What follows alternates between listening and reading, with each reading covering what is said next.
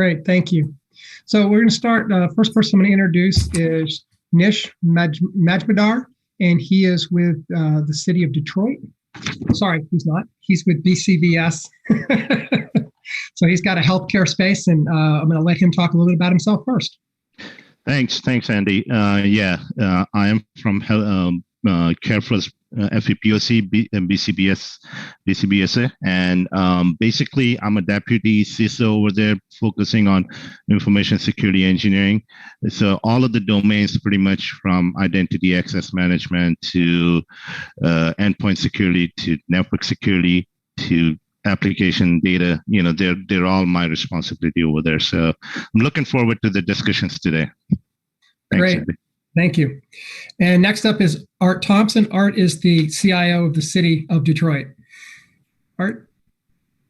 Thank you very much. So I'm a CIO for City of Detroit. Previous to this, I had the luxury of being in charge of our cybersecurity program and am still doing that today. So excited to be a part of this panel and look forward to a great discussion around cybersecurity, especially from the government standpoint. I think we're probably one of the more unique targets lately. So look forward to discussing with everyone. Great, thank you. And lastly, we have Keith McMenamin.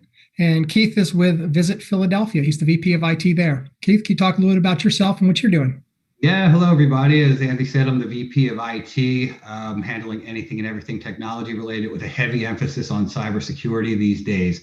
So our name is our mission. We are a small nonprofit, but we are tasked with making Philadelphia a premier tourist destination through the use of technology. So we can, as Art said, we can be a unique target for somebody. So we need to keep cybersecurity at the forefront from a board level. So I may be from Philadelphia, but to the Steel City fans, I am a big Pittsburgh Steelers fan. So if anybody wants to talk technology or football after the event, please reach out. Very good. Thank you. All right. So to start things off, I've got a few prepared questions, and then we'll also try to take some questions from the audience. The first thing I want to talk about seems to be making the headlines almost on a daily basis has been ransomware, the latest industries to be impacted, the different challenges, and how this has become such a scourge, really, to everyone.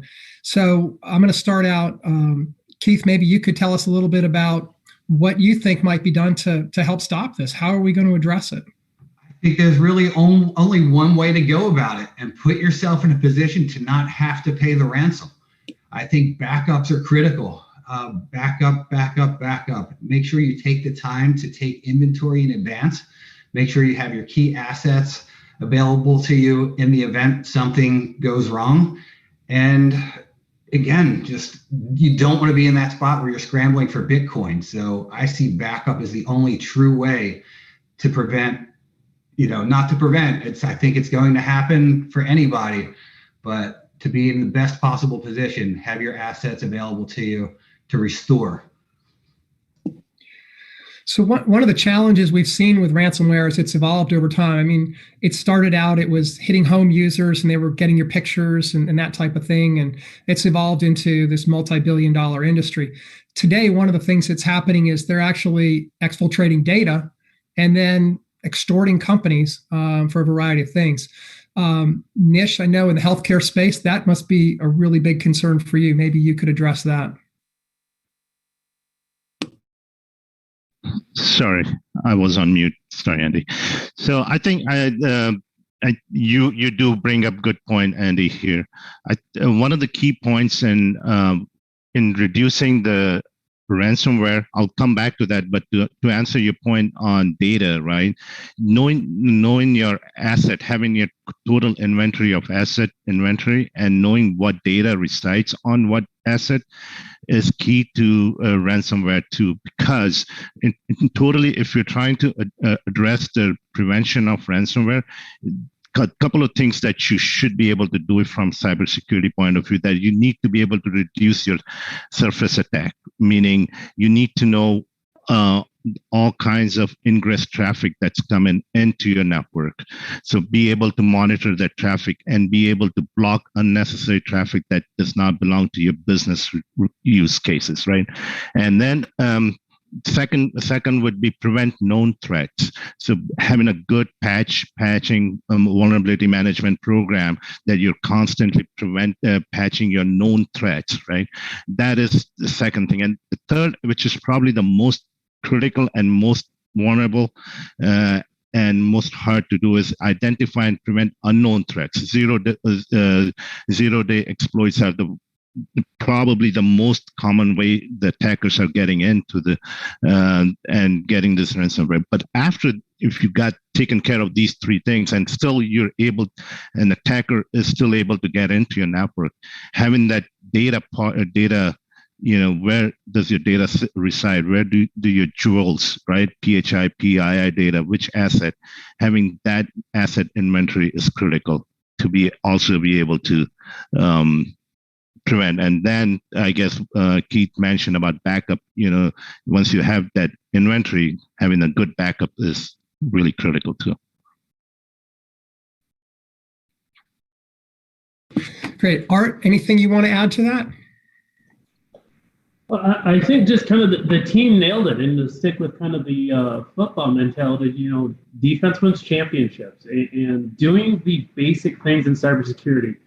Patch management is so huge, so critical, and so many companies let that fall behind, especially in government. We don't always stay on top of that. And that small little thing of just taking, an hour a month or whenever the critical patches come out to make sure that you're able to get that accomplished and get that done does just monumental things for making sure that you're able to be a little bit more protected, a little bit harder to get through, because ransomware it's the new trend. It's like baggy pants in the 90s. Everyone's trying to do it. And, once you're in that hole, it's hard to get out. As Keith mentioned, backups are key in that instance. Once they're in, it's a matter of what can you do to get back to where you were. Otherwise, as you mentioned, it's millions of dollars now to get out of it. And it is costed cities specifically, like Atlanta. I think they paid, several $1 million just to get back to a state of where they were. And that took them months, So now it's almost like we have to start thinking of, it's not a matter of if, it's now a matter of when, and how we can be better protected to avoid that. Fair enough.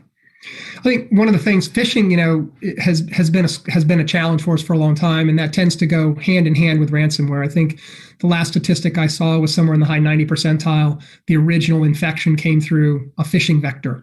What are your thoughts on technology versus security awareness training solutions? Art, I'll let you start that one. Yeah, thank you. You bring up an interesting point. I think as we start to look at IT, we focus a lot on hardening our systems, but the importance of phishing training and making sure that people are educated is monumental. Humans are our greatest weakness in technology. You could take the most advanced user and, have them fall subject to a phishing attack and it's over. You have people who, don't understand or don't recognize. And then you have people who are so crafty and just so kind of wicked because they're trying to get people who are needing or willing. So it's up to us to do a lot to educate people and help them understand what that looks like now. Because, 10 years ago, we were all used to the Nigerian prince who just needed a little bit of money and a little bit of help.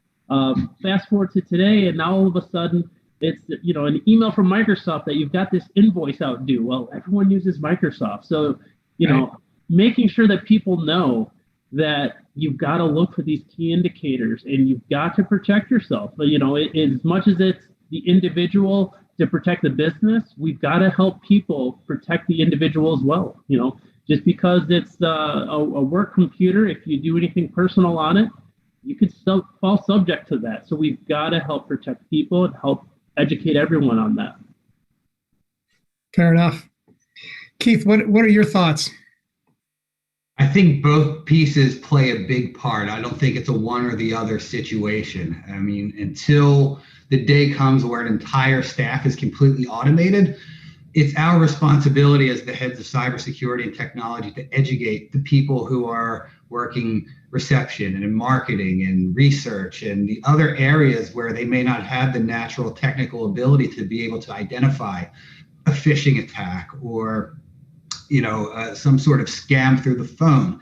So at my organization, we're heavy into the cyber training, 100% mandatory. Every employee must complete this training or they get a call from HR. So that's been a very good motivator.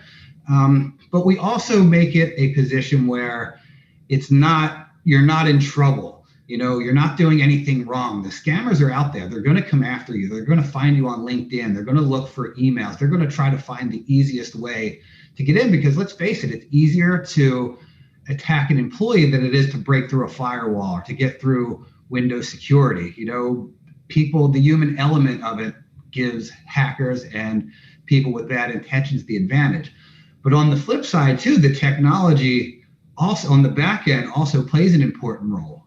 People need to take vacations. Those in head of, there might be budget limitations for security teams. So the tools on the back end to detect network traffic or to detect, logins and anything of that nature, I think that's critical. I think they need to work hand in hand to build a complete overall strong security infrastructure. I think that's fair. And in fact, we had a comment from the audience from Dale saying, feeling like it's an uphill battle trying to educate the users. And I know I've been doing this a long time and it always has been. I agree with that. And not everybody is happy with it or has the time to do it or, buy-in is a big part of it. And I feel that that's part of my job responsibility to let people know that we're trying to educate you. We're trying to empower you so you don't end up on the hot seat and then everybody else is in trouble because of an accidental click or a faulty download, or even, as Art mentioned, doing something personal on a work computer, letting them know that this is not, that's against policy. So Sure. Laying that all out on the table in advance, I think goes a long way. I think that's fair. Nish, one of the things you and I had chatted about earlier was DLP and the concept of, being able to utilize that and how you're utilizing that. Maybe you could talk a little about that for us. And are you doing that as part of your ransomware and phishing protections as well? So it is not so much aligned to ransomware and phishing, but it is more in protecting data, right? So you got to be able to know your data that's going out of your network and out of your organization. What sort of data is going out? And if you are a healthcare organization like myself or a financial organization, you've got a lot of social security numbers, a lot of member information, health records or financial information, right? Are your internal users sending those out possibly and compromising your member information, right? So those and preventing those data loss prevention from various different channels like email. Data can be filtered, gone out through email. It could go out through FTP, somebody FTPing or somebody printing it or downloading on USB downloads. So once, and the ransomware phishing, at the end of the day, these attackers are looking for your data, right? That's their leverage to go after you. So how do you protect that data go outbound? So you having a good DLP program monitoring that data that's going outbound is another way to prevent, once the attacker is into your network, to be not able to send that data outbound. Okay, good. Nicole points out that, humans being the weakest link in training. And so DLP does help, I think, with that a bit in terms of the mistakes that people sometimes make. Right. Quite often it's not something that's intentional. I've seen so many situations where over the years, an individual user made a mistake and ended up creating a real problem for everyone. Yep. With that, I want to switch gears a little bit, talk a little bit about staffing. One of the things that we continue to hear about is the challenges with staffing, various different organizations just trying to find people to staff the roles, getting people who are trained, et cetera. Keith, I'm going to start with you. Maybe you could talk a little bit about that area and what you're doing to resolve it. Staffing has been an interesting thing for us at Visit Philly, not from the internal standpoint. Due to COVID and all the havoc that it wreaked, we really cut to the bone. So budget really is not there to hire new staff. Everybody who remained through layoffs and the bad times, we really just need to bite down and get it done. But what we're seeing a problem for shortage is for our partners, our stakeholders. We're very dependent on hotels, restaurants, attractions. And if they can't find employees to present a great product, at the end of the day, that makes our city look bad. So we leverage technology. We created a webpage, visitphilly.com/jobs, looking to connect affected workers from the pandemic looking for employment, trying to match them with our key stakeholders who need people on site and somebody who's familiar with the industry to do a great job. And that still has continued to be a challenge. The talent pool is thin. The lack of a college population in our town hurts, especially in the restaurant industry. And at the end of the day, that could be a bad look for our city if somebody spends their hard-earned vacation money in our town and they have a bad experience at a restaurant or an attraction. So I know that's a little bit off-site, but that's how the talent shortage has really affected us. So we're utilizing technology and we're trying to play that role of matchmaker. Okay. Art, how about you? Well, I'd like to say it's easy, but hiring continues to be one of the most challenging things that we do, and I think as IT leaders, we've got to get a little bit more creative in drawing attention to this being more than just, your basic IT environment. A lot of people, especially in the younger workforce, kind of don't really have a ton of troubleshooting experience. And so how do you get people involved in that and, understanding the importance of top-down IT, not just utilizing and using, but being able to troubleshoot and go through those steps. And that has been a very, very challenging thing for us, especially in the government sector. We're not the money bags that a lot of people think. You don't come to government because you want to compete with Microsoft for pay.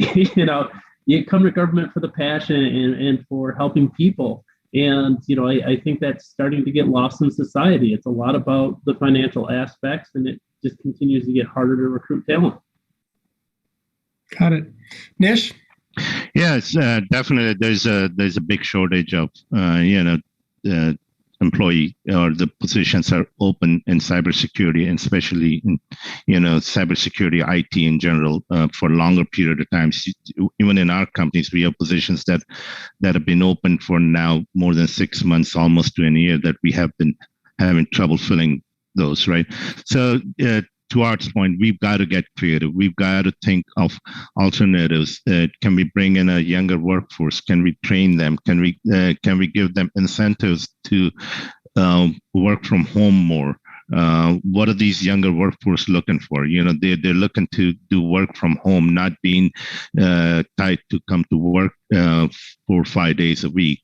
And those are some of the benefits that we can offer as more and more big tech companies are offering, right? And we smaller healthcare companies or government, they're at a disadvantage because we can't really go and match their pay scales. But we can offer something else that should be more attractive. And one of the things that I think we have been successful in my organization is that we have college hire programs.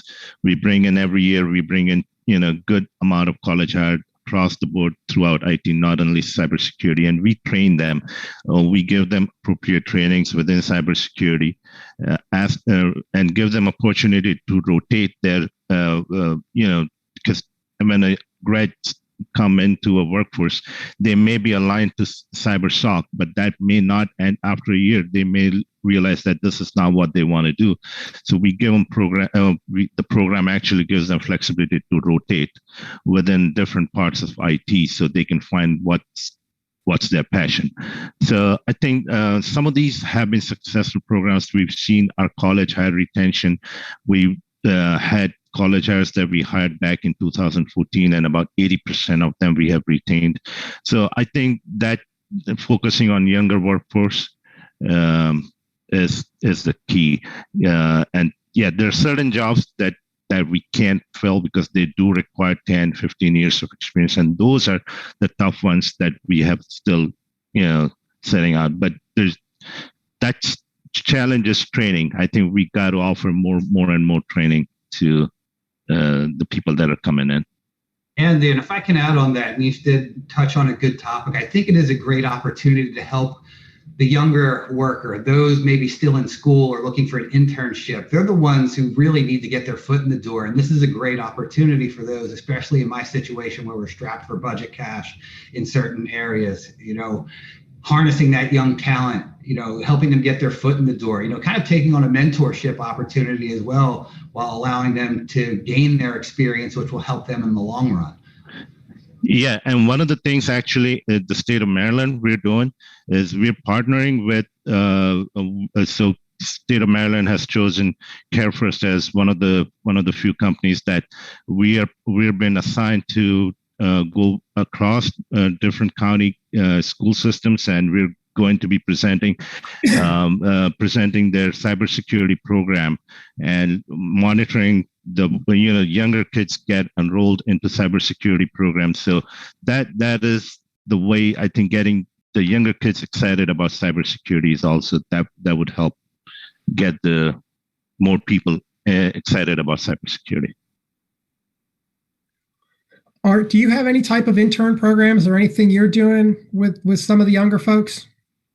Yeah, we here at the city of Detroit do interns. We kicked that off actually a few years ago, but we've been a little bit apprehensive, and I'll take fault for that on the cybersecurity front.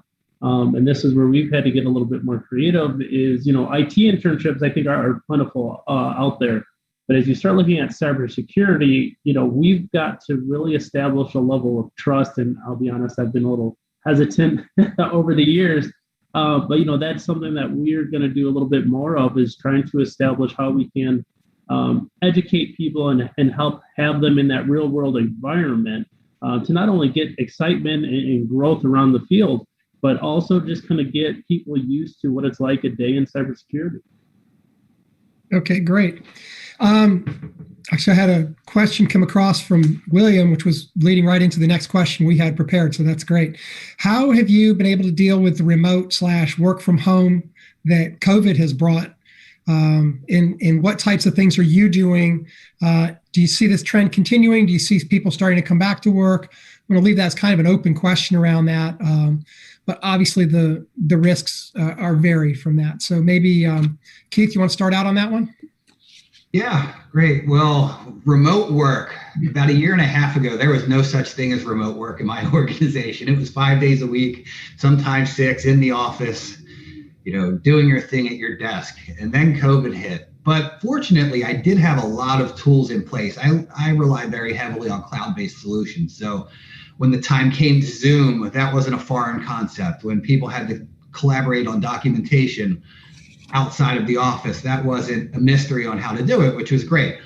But then you run into the issues of people working at home. They may have a low bandwidth package. The BYOD was a big issue at first. We didn't have the resources immediately to distribute equipment to everybody, at the snap of a finger. So we had to kind of wrangle that and get that under control and make sure our policies were up to date, letting people know that they aren't to do personal things, make sure the VPNs were strong and can handle the entire load that it just wasn't built for in the beginning. As we moved on through COVID, we began to move into identity and access management. And it just identified areas that are not only good housekeeping, but just great tools for cybersecurity and can offer us flexibility when we come back to office. We're in a hybrid state. It doesn't really matter how we work moving forward because everybody will have the same access, the same,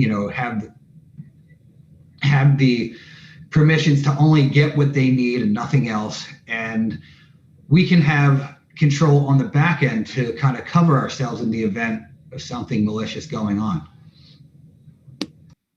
Great. Art, how about you?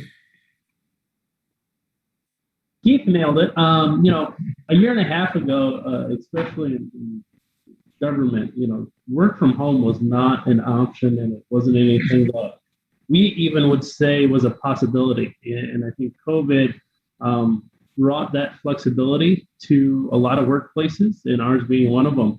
And I think, again, as we as IT leaders get creative and really want to see us attract more people into the workplace, that creative and that flexibility that work from home has created, we have to figure out how we can continue that and how we do that to attract more people and to make it more desirable to do that. As you see a lot of smaller companies do it, a lot of the startups are doing it. Work from home it's here now, and it's not going anywhere whether or not we like it. I think it's going to be something that continues on over the years.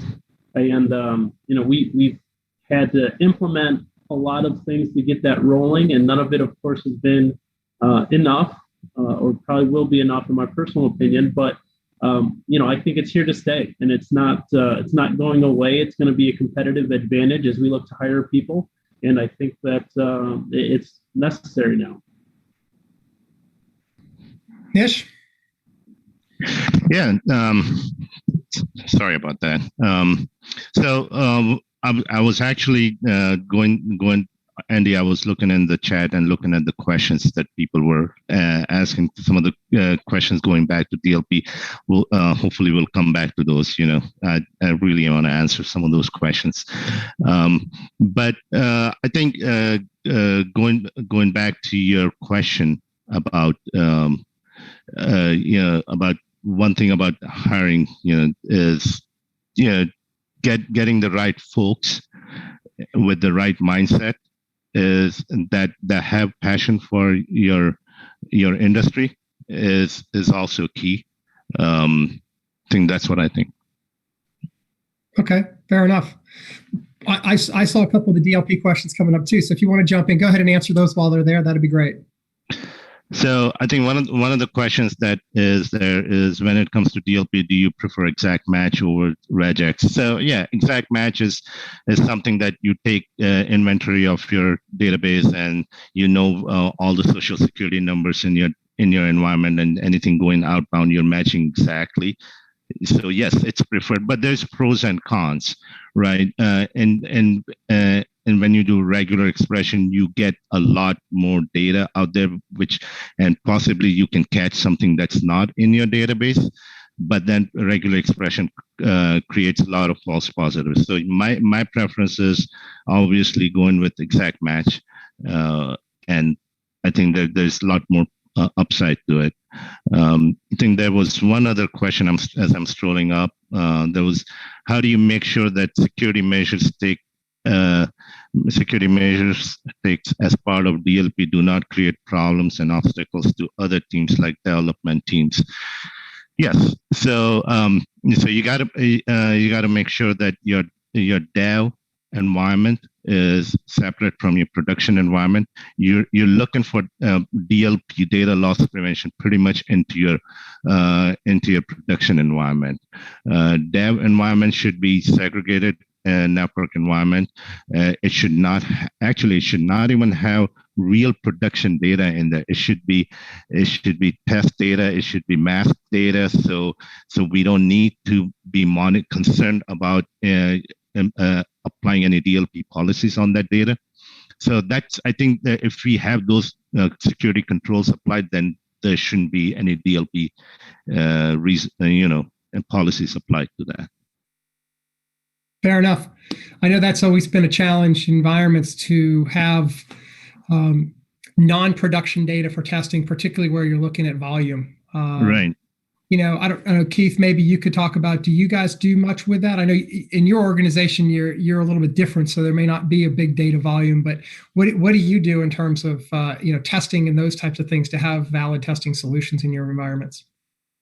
Yeah, that's a little bit outside of the scope of what we do. We're more on the external side. I'm actually not at liberty to discuss the specifics of our work in that area. Fair enough. How about you, Art? Maybe do you have something you can add?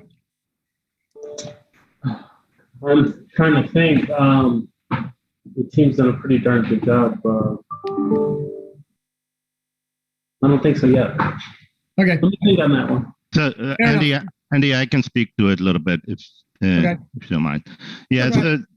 So we've got a lot of homegrown applications at CareFirst, right? So the testing is a key piece to making sure our application security program is intact. So not only testing in real time.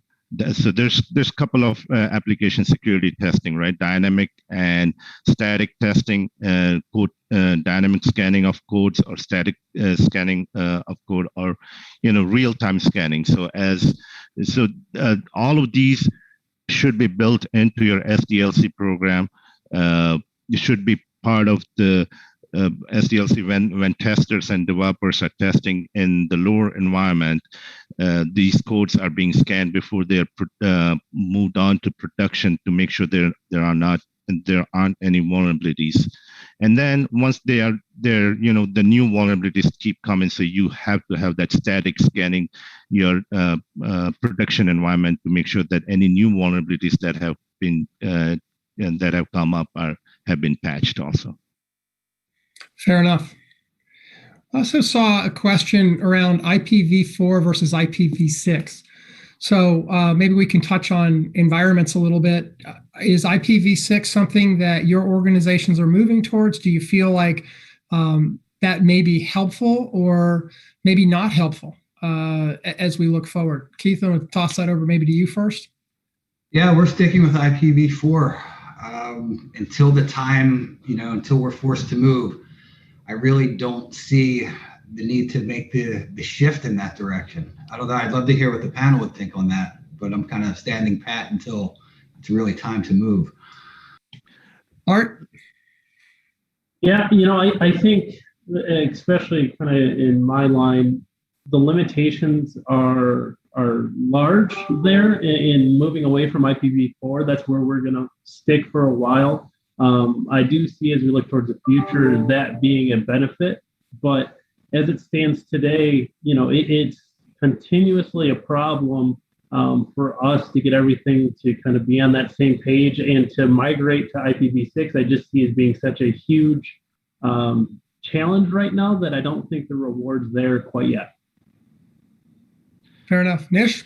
Yeah, I agree with the general statements over there. I think the investment and the amount of effort it would take is quite a bit, and I think there's that is the big showstopper.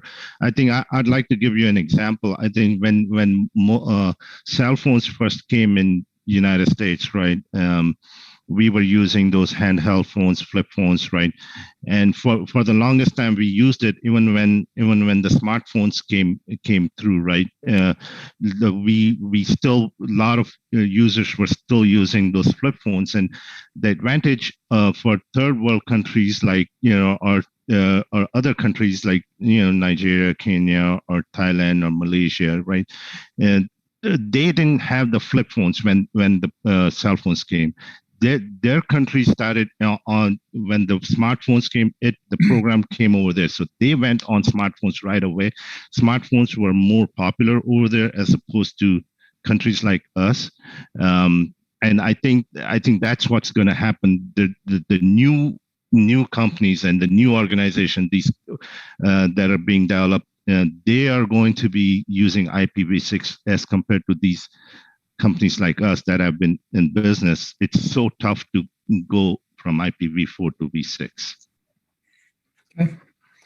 This morning in the keynote, Don Capelli had talked about quite a bit about the third-party vulnerabilities, managing that third-party risk. Maybe you could talk a little bit about that. Art, I'll start with you. Maybe you can talk a little bit about how do you deal with third-party risk, whether it's with vendors, customers, partners, whomever it is that you have to do business with.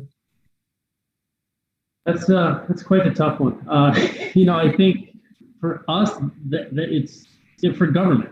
That's pretty new. As we start to look at implementing just kind of standards when we go out to do contracts or RFPs.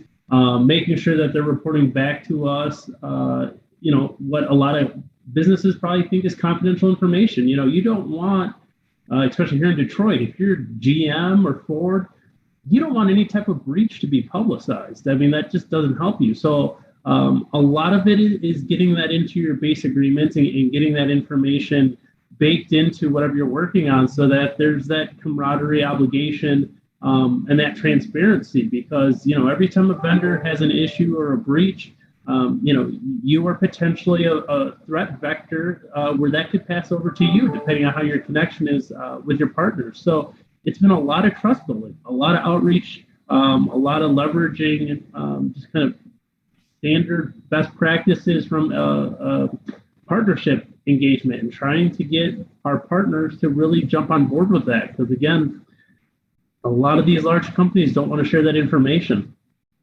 Sure. Are you sending out questionnaires for those companies that you use as suppliers? So in other words, trying to assess their risk, and how are you dealing with that? Yeah, we do. We have kind of baked into our standard templates a list of questions that we ask everybody to complete, so we have a good understanding of what their environment looks like. It's a list of simple questions. What type of antivirus are you using? How often do you use scanning and patching and updating? And then we internally leverage a lot of compliance standards that we're obligated to fulfill from the government standpoint, to make sure that we have backing from a higher power, being the federal government, to help us kind of stick it to, this is what we have to comply with and do. How are you going to meet this, and how are you able to stick with that obligation? For example, CISO, which is the criminal justice standards, and IRS Hub 1075, they've got some standards that people have to adhere to. So a lot of it is getting those basic questions asked, and then also leveraging a lot of those standards and regulations to make sure that we can kind of help force compliance where everyone's not as cooperative as one would think. Fair enough. Nish, you in your space, it's you're dealing probably with a lot of suppliers, a little bit different information to protect. How about you? Yeah, so until now we are changing our we're working with our procurement. The way we have been doing business with our suppliers, right, is they get to answer before we sign any contracts, right? They get to answer questions about their patching program, their vulnerability management program, their all of that stuff, and then they're held liable for their products, which we may have their appliances in our network or their software, which they're held liable to maintain the patching on those. Right now, we're going a step further. Now, before we sign contract with the suppliers, we're asking them not only that we're going to be auditing them at least once a year on all of their patching, and they're going to be required to disclose any attack within their network, whether it relates to us or not, whether we have that product or not. They would be required to disclose any hack that happened in their network. So that is one step further we're going. I'm not sure how successful the third part, the last piece that I said, how many vendors would agree to that, but that is the thought process that we're driving right now towards. Okay. And Keith, I'm going to ask you on the I guess partner side, where you're not necessarily using vendor, but and Manish, you want to comment on this one in a minute, but in a lot of cases, it's not just the vendors that you're buying things from, but it's the partners you do business with. Yeah, it's data. It's I mean, this is becoming that's kind of your thing, right? As you guys partner. This is becoming a job in itself. Contracts are super important. They have to be airtight from our side. We asked a lot of our vendors, to make sure they're doing their patches, to report any type of breaches, to A through Z, to kind of cover our backsides. But as Nish just said, it's becoming hard to find people to actually sign off on all of these agreements. So there's been that challenge coming of it. So what we do, we do risk assessment. We definitely require SOC reports from our vendors to make sure they're doing everything on the back end that we can't physically view or take inventory of.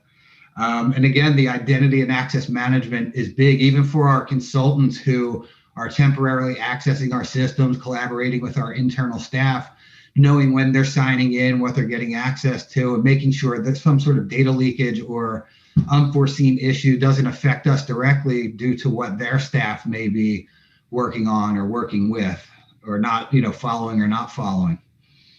Sure. I've had two questions I've seen go by on on workers in general and sort of that topic. One of the questions was related to the quote unquote great resignations. I guess we're seeing a lot of resignations. People are changing jobs and it's a tight labor market. So that's one aspect of it. And the younger workers who are not necessarily able to get into those positions. And the second question came in was related to existing IT staff members who maybe wanting to do a career change or maybe a tangential move into the cybersecurity space. So, Nish, I'll start with you. How do you see being able to deal with both of those groups? So those younger people that want to get into it, but maybe don't have that experience. You mentioned that. Same issue with the existing IT people who maybe have good tech skills, but don't necessarily have the cyber experience that might be necessary. Yeah, so I think I'll touch on both of those. So one thing, the first part of your question does hit me directly, because I think about 20 years back, I decided to change my direction in IT. I started off as system admin and more of into systems engineering. Decided to move into cybersecurity area. I think one of the things whenever you change the focus, what happens is you're at a certain pay scale where you've got an experience into systems engineering, right? And going into cybersecurity, I had no background. I had very little, from systems security point of view, but not from cybersecurity point of view, right? One of the things that I had to do was I had to get myself certified on a couple of the certifications, CISSP to name one. And then I think be ready to take that pay cut, because you are almost, even if you're not starting at a entry level, but you're starting at a level that's not you could be 7-10 years experience into a systems engineering, but not into cybersecurity. So be willing to take that pay cut. And ultimately, if that's your passion, that's what I realized, that's my passion. So I was able to make that move, be able to convince cybersecurity leadership that I would that this would be good for my move. I think ultimately, at the end of the day, the willingness to learn something new and passion will take you to next level, and be flexible with your pay scale, because you're not that experienced in the cybersecurity side. As it concerns the younger workforce, I think again it all depends. It all depends on the passion. To give you an example, I think about 3-4 years back, I was interviewing for a college hire position. I got resumes from people that had done bachelor's in cybersecurity, bachelor's in IT, and there's some master student. And then there was this one resume, bachelor's in marketing. And this one person, she had taken last 2 semesters, she had taken about 4 cybersecurity classes, and she majored in marketing, but she was able to come and show me her passion and convince me that while she majored for first 3.5 years into marketing, once she took cybersecurity classes, that she realized that this is what she really wants to do. And I did take a chance on her at that time. And I think that it worked out pretty good. I think she is very talented. She is very passionate about cybersecurity. So I think it goes, it's all about passion, what you want to do. And at the end of the day, I think if you're able to sell your passion, you will move up. Fair enough. Art, you mentioned earlier the weight of the government behind you to get things done in some of those cases. We had one of the first questions that came through was asking about the presidential mandates. A question I've been fielding for 30 plus years in this field has been regulation versus self-regulation and getting people to do it. What's your feeling on having cybersecurity laws and having requirements for organizations to I'll say, behave in a cyber secure manner? It's a slippery slope, so I'm going to try to behave and not get in trouble. I think as we look at what the president has mandated, it's a great opportunity for us as a nation to make sure we level set and have a basic foundation for a lot of the basic things that need to be done. So I think it helps. I think that, we lag behind sometimes in areas, and that's a great way to get everybody caught up and on the same page, and at least establish a minimum basis for kind of protection and what people need to do, especially in the business and government forefront. When it oversteps, it does get a little bit leery and scary. But I don't think that people truly comprehend the scariness that is cybersecurity. It's something that continuously grows and evolves and gets scary. And, it's not something where we can just ignore it and hopes it goes away one day. We are going to be more and more reliant on technology. And, unfortunately, I think some people need that push to get us to a basis where we have to have a foundation. And, again, I'm going to pick on government just because that's where I'm at. We don't always invest everything in the what ifs. We're investing in the now and the deliverables. And cybersecurity, if I'm doing my job right, you'll never see anything happen. Well, that's a hard result to sell people, to invest, thousands, millions of dollars into something that you're hoping never happens. I think the mandate's good, and it's good to have that basic foundation for what we have to do as America to protect ourselves in cybersecurity. Sure.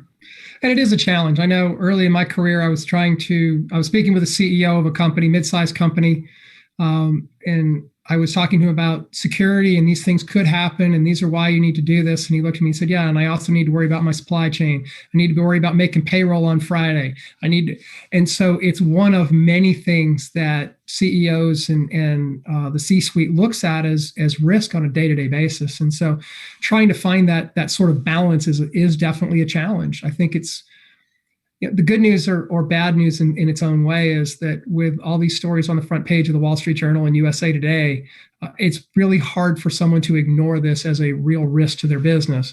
But by the same token, limited resources, where do I put those resources? So, if I may jump in here, and please.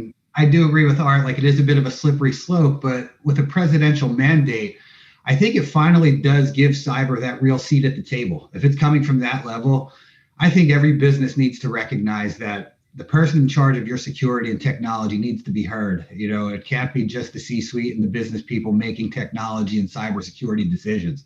Those in the field with the day-to-day, making sure things are being protected, because again, like no news is good news, and that's a hard sell sometimes. But flip it, if you don't want your company on the front page of the New York Times saying that you paid $1 million to get your data back. So if anything, I do believe it elevates cybersecurity and the people in those chief and head roles to really get their voice heard to the right people without much delay or lag. Fair enough. Your answer prompted another question. So what do you think about there's been talk of making it illegal to pay ransom? And what are your thoughts on that? I mean, this is America, right? We should be able to do what we want, but at the same token, like, how do you really, that would be a real game changer if, what do the ransom folks do next if they can't collect? I don't know if I have the proper level of authority to give a real answer to that, but it does raise an interesting question. I wouldn't want somebody telling me how to run my business, but at the same time, you're taking the stick out of the player's hands. What do they have next? I'd love to hear what the panel thinks about this. I was going to move around. Art, your thoughts? Yeah. Wow.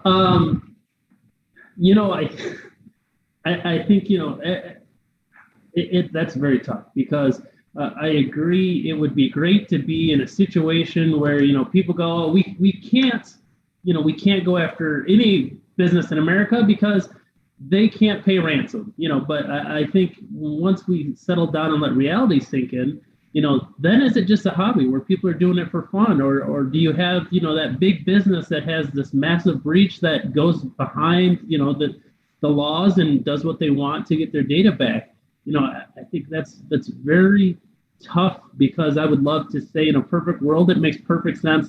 Let's do it. Let's make that happen. But how do we enforce that? How do you get that buy-in for a large company that has a lot at stake?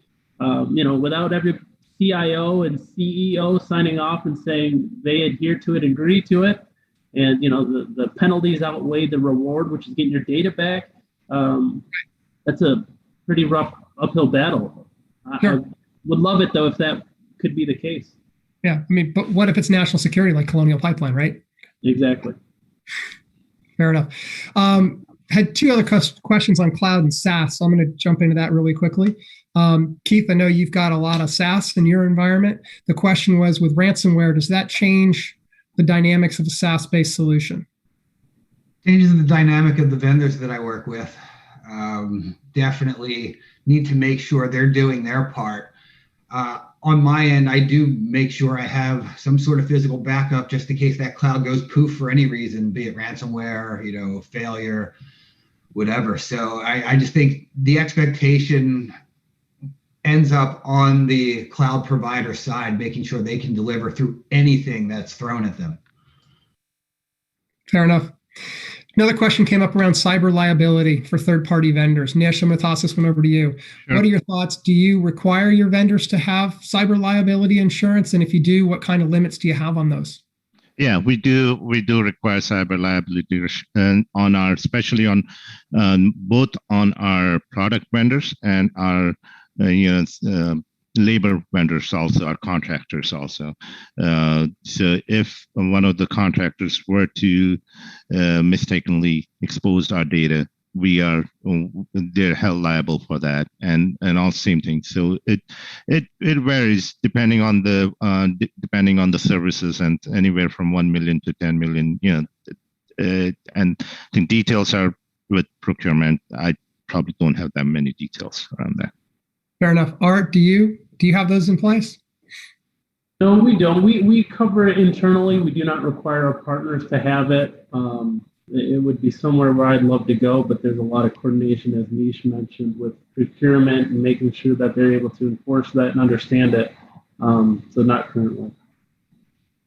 Okay, fair enough. For one piece of advice too, for anybody in the audience who has a cyber policy or a vendor with it, make sure you read the cyber policy. In the event of a breach, you may be on the hook to let the insurance company come in immediately. If you try to take steps for remediation on your own, you could void that entire policy. So if you're not familiar with your policy, take 10 minutes and read it thoroughly.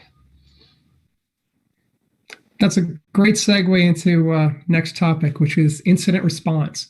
What are you guys doing? How are you dealing with those incident responses? Some of the issues that come up are contact lists. Who do we contact? If our network is breached, how do we contact each other? How do we stay in touch? Those sorts of things. What sort of programs do you have in place? How do you deal with those? How are they communicated? Art, I'll start with you. Yeah, I'll say that I'm probably too hands-on in the sense that I have my team kind of do the top-down approach. If we have anything happen, I want to be in the know. I want to know about it, and then I want to make that determination whether or not I have to go to my boss with it. So I'm part of that initial notification or triage of, hey, this is happening or this is going on, so that we're able to act appropriately. As they need to escalate resources, I want to be there to support them and help them. So my team probably says I'm overbearing, but in regards to tools we use, we're pretty old fashioned. It's a lot of text message, using Slack or Teams to communicate. But the old phone, picking up and dialing and just, hey, this is what's going on. Direct communication is just so important when you're dealing with something that can go sideways so quick. So I love the phone in those instances. Okay, Nish? I think you're muted, Nish.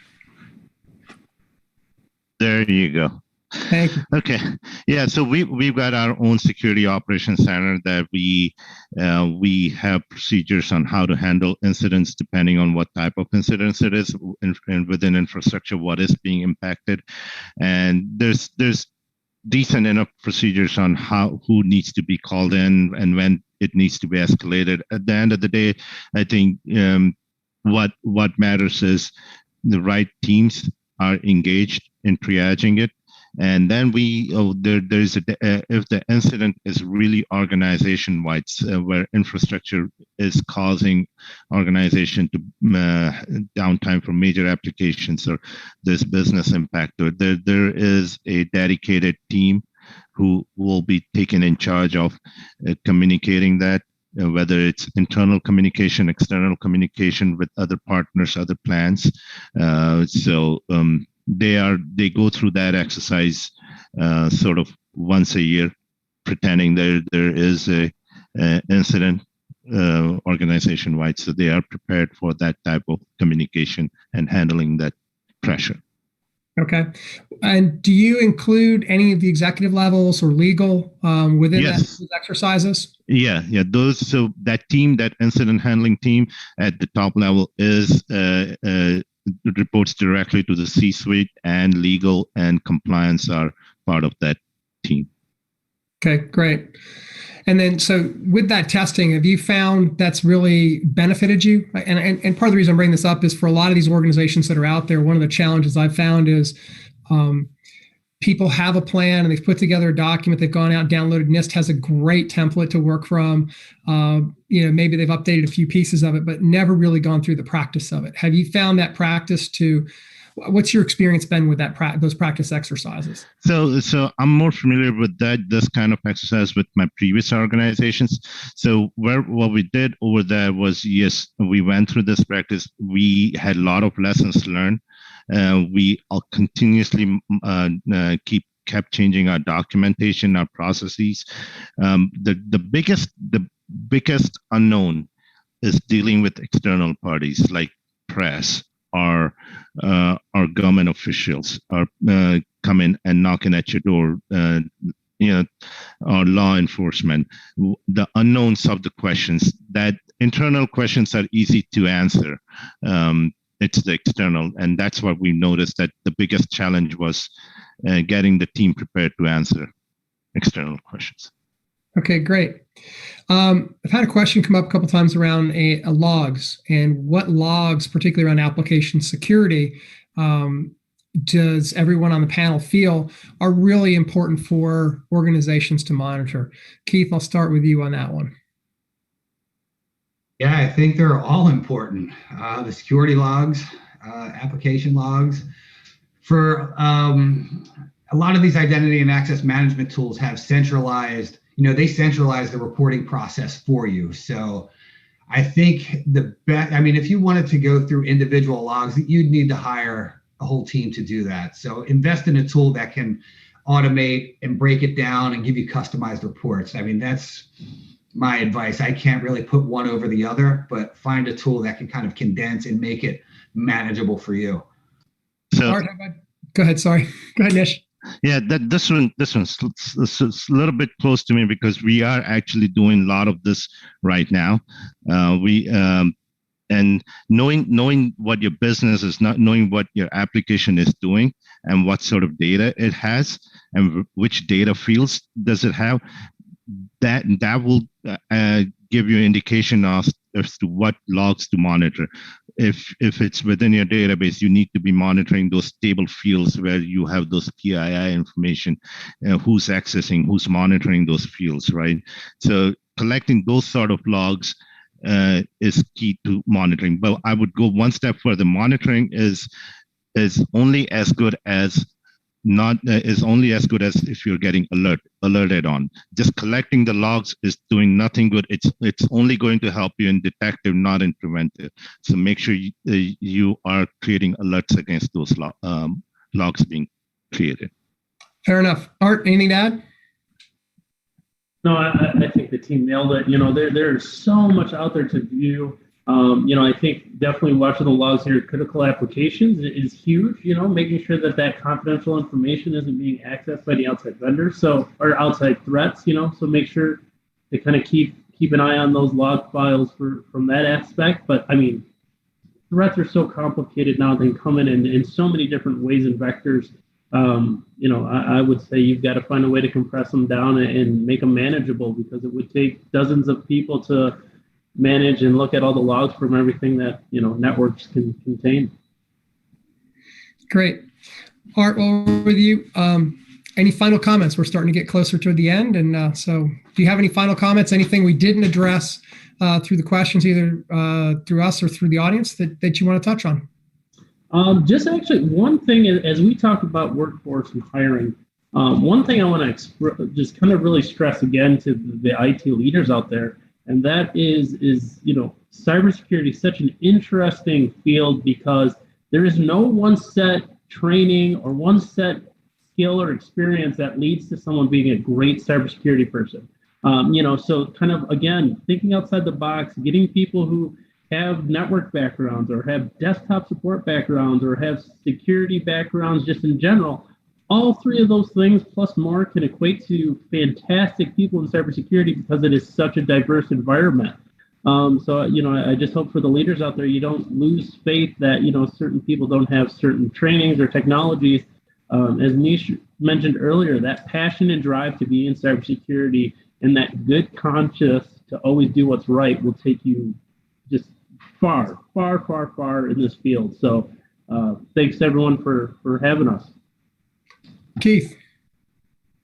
Yeah, I'm going to take it back to where we started, and just start with the basics, regardless of where you are on the cybersecurity ladder.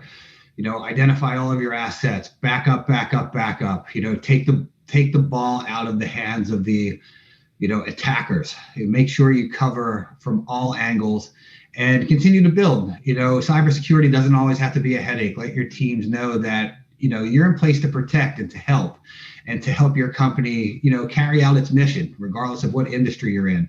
Cybersecurity should be everywhere, and, continue to learn. Fair enough. Nish? Thanks, Andy. Keith and Art properly summed up everything we talked about. So I think nothing more to add to that.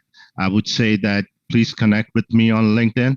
And if you're in Washington, D.C. area, give me a text message, and we'll connect either through coffee, drink, whatever you're up for.